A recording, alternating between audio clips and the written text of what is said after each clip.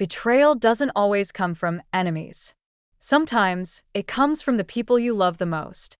I was the backbone of my family. I paid the bills. I funded my sister's college. I kept the lights on. Yet, my jealous sister spied on me, exposed me, and my parents threw me out like trash. They thought I was weak. They thought I was finished. But what they didn't know was that without me, their perfect world would burn to the ground. My name is Emily, and I am 27 years old. All my life, I believed love could heal every wound inside a family. I was the kind of daughter who stayed awake at night worrying if the bills were paid, making sure my parents had comfort, and sacrificing my own dreams so my younger sister could go to college. I thought that if I gave enough, loved enough, and forgave enough, my family would stand together no matter what.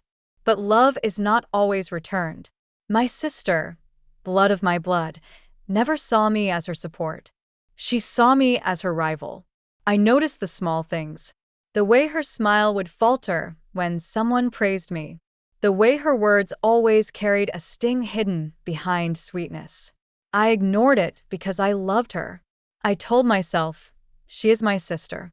She will grow out of this jealousy. I was wrong. While I was protecting her future, she was plotting to destroy mine. She set a spy on me, someone to follow me, to watch my every step, to gather proof of my betrayal.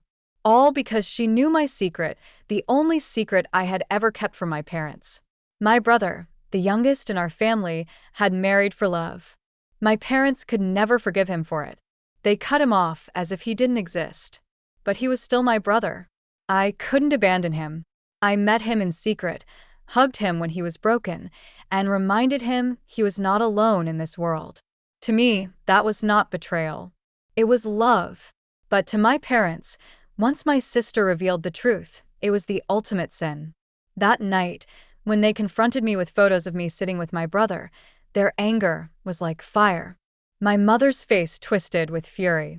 My father's voice thundered. You betrayed us, Emily. You chose him over your family. Leave this house tonight. I stood there trembling, my eyes stinging with tears. I wanted to scream that I had never betrayed them, that everything they owned, every comfort they enjoyed, had come from my hard work and sacrifice, but they didn't care. The daughter who loved them more than herself was now nothing but a traitor in their eyes. And my sister, my own sister, watched from the corner, her lips curved into a smile. She tried to hide it.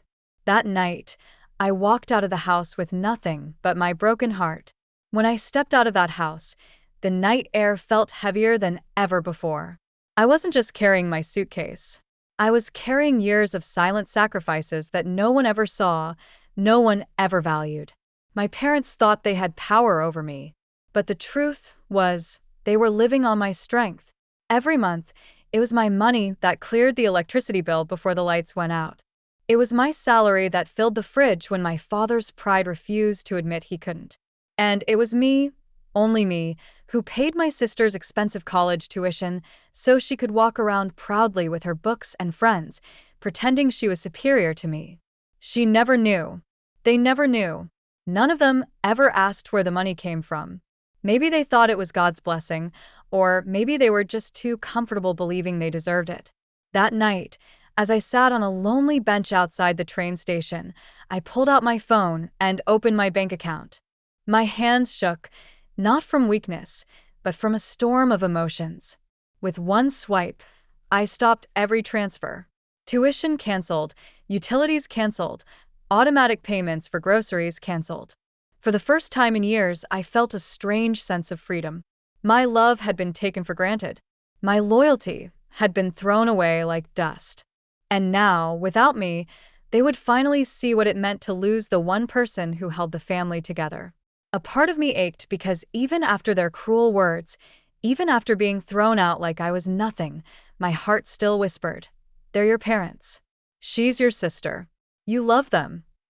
But love cannot survive without respect. And that night, I realized I had been giving them both while receiving none in return. I closed my phone, wiped my tears, and whispered to myself, let them live without me. Let them see the truth. The first crack appeared just a week later.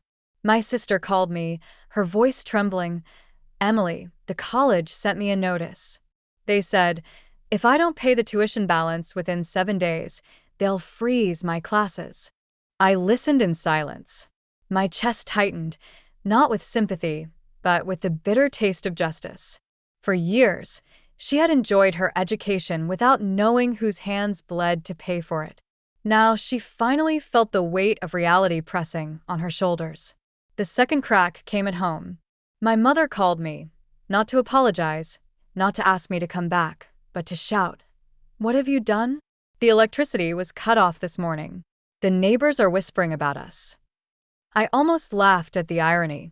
They'd called me a traitor, but now they were begging for the traitor's invisible hands to fix their problems. By the third week, their perfect little world was collapsing. No groceries in the fridge. No gas in the car. The internet disconnected. My father's temper grew wild. He blamed my sister for mishandling the money. She screamed back, saying she didn't even know where the money used to come from. And all the while, my sister tried to reach me. Dozens of calls, endless messages, some begging, some threatening, some full of venom. "Emily, please. Just one more payment.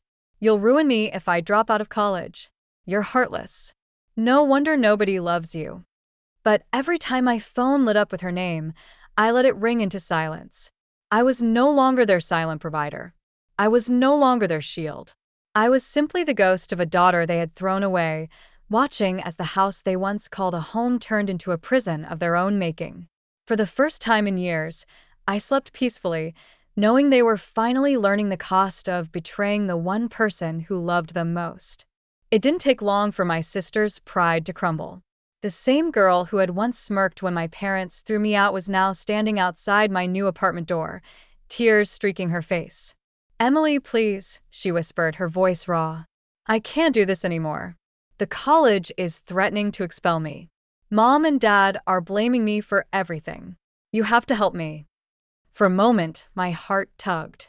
She was my sister after all. But then I remembered the smirk on her face the night she betrayed me. The satisfaction in her eyes when I was cast out. My love for her had been pure, but her jealousy had poisoned it. I folded my arms and said softly, "You wanted me gone. Now live without me." She broke down, dropping to her knees, begging. I didn't know it would turn out like this. But before I could answer, a new message buzzed on my phone. This time it was from an unexpected number. It was my brother. "Emily, I heard what happened. Please come over. We need to talk." I hadn't seen him since the night I was banished. The thought of his voice brought back all the times I had shielded him, the way I had stood by him when no one else did. My heart softened instantly when I met him and his wife at their small apartment. The warmth was overwhelming. His wife hugged me tightly and said, "You've carried too much alone. Let us carry you now." They listened as I poured out everything. The betrayal, the eviction, the years of hidden financial support. My brother's eyes filled with tears. "Emily, you were the heart of that house. Without you, it was bound to fall apart." For the first time, I didn't feel alone. I wasn't the broken daughter. I was the strong sister who had been wronged. And then came the biggest shift: my parents. They had begun to realize something was terribly wrong. Rumors had spread among relatives that it was me, not them, who had been paying for everything. The truth was crawling its way to the surface. When they finally called me, their voices were no longer filled with thunder. They were shaky, uncertain. "Emily, can we talk?" my father asked. I didn't answer right away. For once, the power was mine. I knew the day had to come when all the hidden truths would spill into the open. I invited my parents and my sister to my small apartment. My brother and his wife sat quietly beside me, their presence giving me strength. When my parents walked in, their faces carried a mix of shame and stubborn pride. My sister, on the other hand, looked restless, her eyes darting everywhere but mine. I placed a thick folder on the table. "Do you know what this is?" I asked calmly. My father frowned. "More of your tricks?" I opened the folder and slid out the papers. Bank statements, receipts, transfer records. "These are the bills I paid, the The tuition fees I covered, the groceries, the electricity, the gas. Every single comfort you thought was yours came from me. My mother's lips parted, but no words came out. My father's hands trembled as he picked up one of the statements. For once, they had no defense. Then I turned to my sister. "And this," I said, holding up my phone, "is the proof of what you did." On the screen was a chain of messages from the so-called spy, screenshots of her instructions, her laughter when she said, "Don't worry. Once Emily is gone, everything will be mine." My sister's face went pale. "That's not. Don't you dare lie again," I snapped. My voice shook, not with weakness, but with years of suppressed anger. "You hated me. Even when I loved you, you wanted me destroyed. Even when I carried you on my shoulders. And now the truth is here for everyone to see." The room fell into silence. My parents stared at her, the disappointment clear in their eyes. For the first time, they saw her not as the innocent daughter, but as the snake she had become. My father whispered, "Emily, what have we done?" I took a deep breath and stood tall. "You chose to believe lies over love. You threw me away even though I was the one keeping this family alive. Tonight, I am not here to beg for your acceptance. I am here to tell you this chapter of my life is closed." My sister finally broke down, sobbing, "Please, Emily, I didn't mean." But her tears no longer touched me. My heart had hardened in the fire of betrayal. That night, for the first time, I wasn't the broken daughter or the forgotten sister. I was the woman who stood in her truth, unafraid. After that night, nothing in my family was ever the same. The mask had fallen. My parents couldn't unsee the proof. The daughter they had called a traitor was the one who had carried them for years. The daughter they had favored, their pride, was the one who destroyed them with lies and jealousy. My sister's world crumbled quickly. Without my support, her college expelled her for unpaid tuition. The friends who once clung to her drifted away when she could no longer host parties or flaunt her privilege. She tried to blame me, but everyone knew the truth now. She wasn't the victim. She was the cause. My parents, too, felt the weight of their choices. Bills piled up, creditors called, and the house that once stood proud began to feel like a cage. One evening, my mother called me again, her voice small. "Emily, can you come home? We made a mistake." I closed my eyes. Once, those words would have healed me, but now they only reminded me of scars too deep to erase. "No," I whispered. "Home isn't a place where love is conditional. I found my real family with my brother and his wife. That's where I belong." From that moment, I stopped looking back. My brother and I built something new together, a small business that grew from nothing into something steady. For the first time, I invested my time and money not into pleasing people who discarded me, but into building a future where I was valued. One afternoon, as I stood outside our little shop, I saw my sister across the street. Her eyes were hollow, her clothes wrinkled, and her pride nowhere to be seen. She looked at me for a long moment, as if waiting for me to cross the street to save her once again. But I didn't move.